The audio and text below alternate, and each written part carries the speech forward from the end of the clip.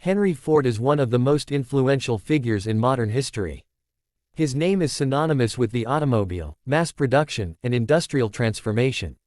More than just a businessman or inventor, Ford reshaped how people worked, traveled, and lived.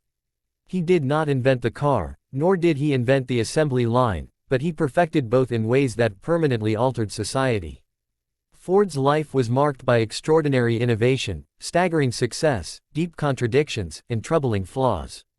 He was a mechanical genius who distrusted intellectuals, a champion of workers who opposed labor unions, and a visionary industrialist whose personal beliefs often clashed with democratic values. To understand Henry Ford is to understand the rise of modern America itself. Chapter 1. Early Life and Family Background, 1863–1879. Henry Ford was born on July 30, 1863, on a farm in Greenfield Township, Michigan, near what is now Dearborn. He was the first son of William Ford, an immigrant from County Cork, Ireland, and Mary Lidogot Ford, whose parents had emigrated from Belgium. The Ford family was hardworking, deeply religious, and firmly rooted in rural life. From an early age, Henry showed little interest in farming. While his father expected him to inherit the farm, Henry was fascinated by machines. At the age of 12, he encountered a neighbor's steam-powered road engine, an experience that profoundly changed him. He later described this moment as the instant he knew his future lay in mechanical engineering. Henry spent his childhood taking apart watches, clocks, and tools, often reassembling them more effectively than before. By his teenage years, neighbors were bringing him broken machinery to fix. Despite his obvious mechanical talent, formal education bored him. He attended a one-room schoolhouse but disliked memorization and rigid instruction. The most formative event of his youth was the death of his mother in 1876, when Henry was just 13 years old. He was deeply attached to her, and her loss intensified his alienation from farm life. Years later, Ford would say that after her death, the place never seemed the same. Chapter 2. Leaving the Farm and Learning Mechanics, 1879–1891. At 16, Henry Ford left home for Detroit, determined to become a machinist. He worked as an apprentice at several machine shops, including James F. Flower and Bros and Detroit Dry Dock Company. These jobs paid little, but they gave him invaluable hands-on experience. Ford lived frugally, often returning to the family farm during summers to earn extra money repairing steam engines. This dual life, urban apprentice and rural mechanic, helped him understand both industrial systems and everyday people. In 1888, Henry married Clara Jane Bryant, a farmer's daughter from a neighboring township.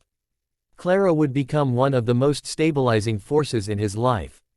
Intelligent, practical, and emotionally steady, she supported Henry's ambitions even when they seemed unrealistic. Their marriage lasted more than 60 years. Around this time, Ford began experimenting with internal combustion engines, inspired by gasoline-powered machines emerging in Europe. While most American engineers focused on steam power, Ford became convinced gasoline engines represented the future.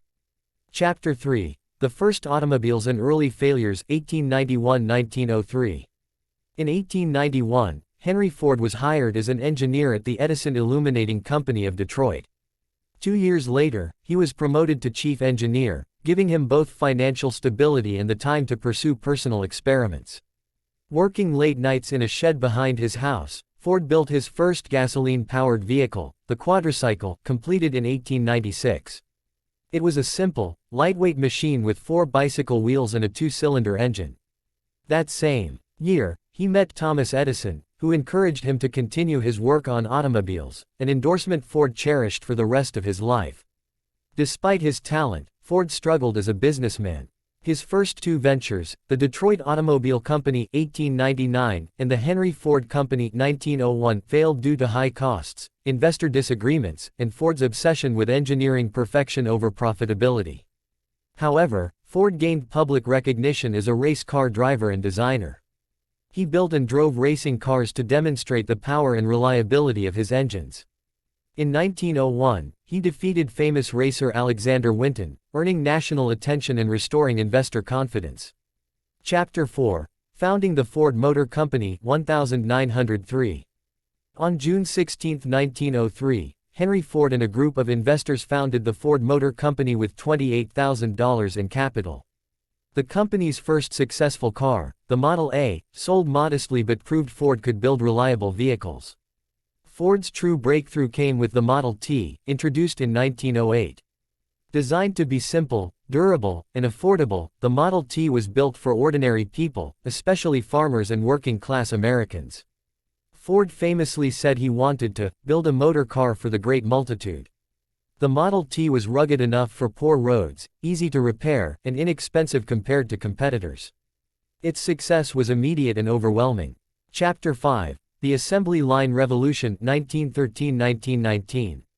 Henry Ford's greatest contribution was not the automobile itself but the moving assembly line, introduced in 1913 at the Highland Park plant. By breaking car production into small, repetitive tasks and moving the vehicle past stationary workers, Ford dramatically reduced manufacturing time. Time to build one car dropped from 12 hours to 90 minutes. Costs plummeted. Wages increased. Prices fell. In 1914, Ford stunned the business world by introducing the $5 workday, more than double the industry average.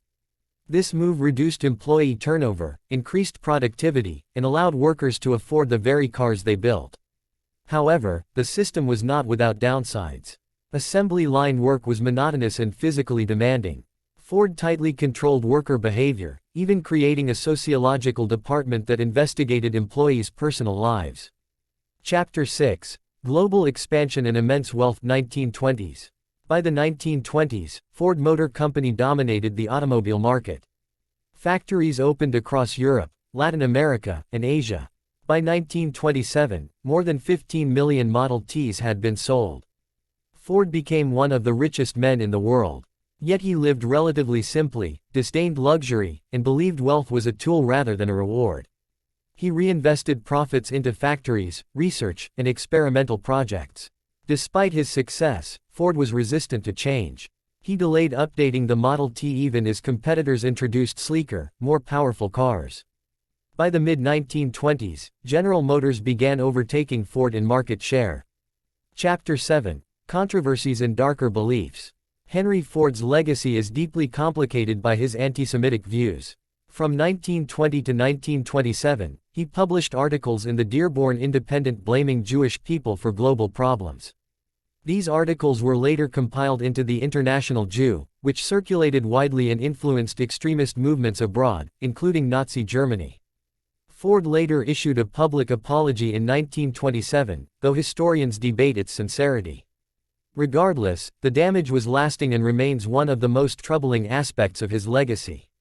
Ford was also strongly anti-union. He used intimidation and violence, particularly through his security chief Harry Bennett, to suppress labor organizing. This culminated in the Battle of the Overpass in 1937, where union organizers were beaten by Ford's security forces. Chapter 8. Later Years and Decline, 1930s–1947. The Great Depression severely impacted Ford Motor Company. Henry Ford's stubbornness and resistance to modern management strained the company. As he aged, decision-making increasingly fell to subordinates and, eventually, his grandson Henry Ford II. During World War II, Ford factories were converted to produce military equipment, including bombers and engines. The Willow Run plant became one of the most productive industrial facilities in the world. Henry Ford's health declined throughout the 1940s. He suffered multiple strokes, which impaired his judgment and speech. In 1945, he formally turned control of the company over to his grandson. Henry Ford died on April 7, 1947, at the age of 83. Chapter 9. Legacy and Historical Impact. Henry Ford's impact on the world is immeasurable. He transformed manufacturing. He democratized transportation. He reshaped labor practices. He influenced global industry. Modern mass production, consumer culture, and industrial efficiency all trace their roots to Ford's ideas. At the same time, his intolerance, authoritarian management style, and social views serve as cautionary lessons. Ford remains a symbol of American ingenuity, brilliant, flawed, visionary, and deeply human. Conclusion. Henry Ford was not simply a man who built cars.